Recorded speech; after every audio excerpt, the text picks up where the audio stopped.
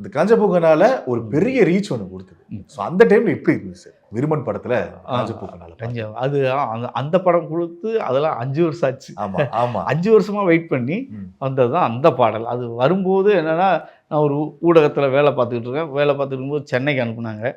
அப்போ சென்னையில் ஒரு வேலை அப்போ தான் முக்கியமாக பார்த்துக்கிட்டு இருக்கேன். அப்போ எனக்கு சார் உங்கள் பாடல் வந்துடுச்சு, ஷூட்டிங் ஸ்பாட்லேருந்து பேசுகிறேன் மணிமாறன், உங்கள் பாடல் கேட்குதா அப்படின்னு அதை வச்சு கேட்க எனக்கு அது ஒன்றுமே சொல்ல வார்த்தையே இல்லை. ஓகே.